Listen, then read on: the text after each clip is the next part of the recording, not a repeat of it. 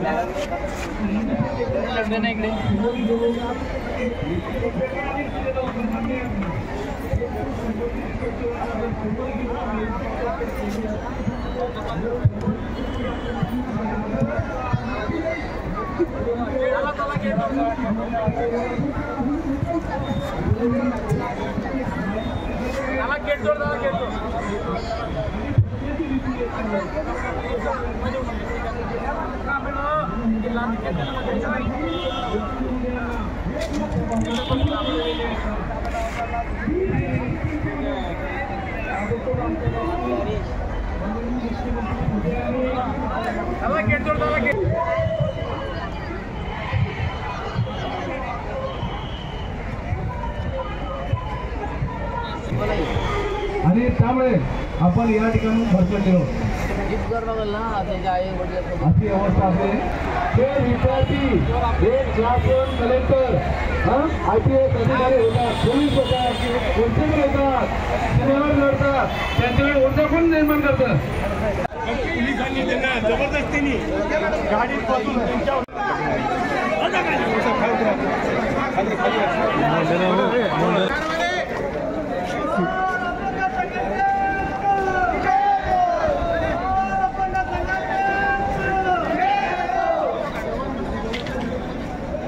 आपल्याला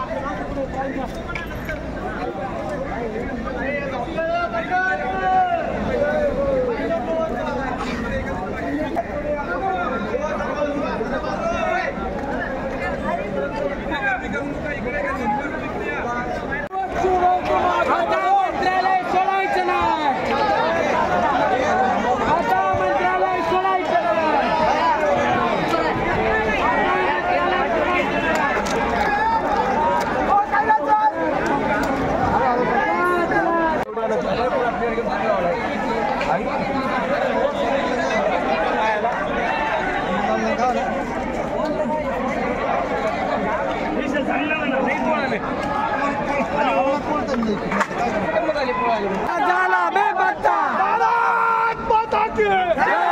भारत माता की जय। वंदे मातरम। वंदे मातरम। वंदे मातरम।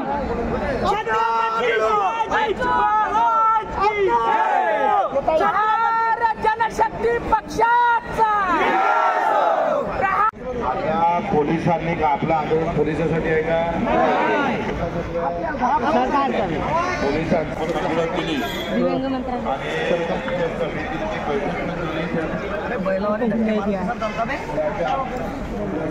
या वर्षात 2 वर्षात किमान 3 बैठकी झाल्या.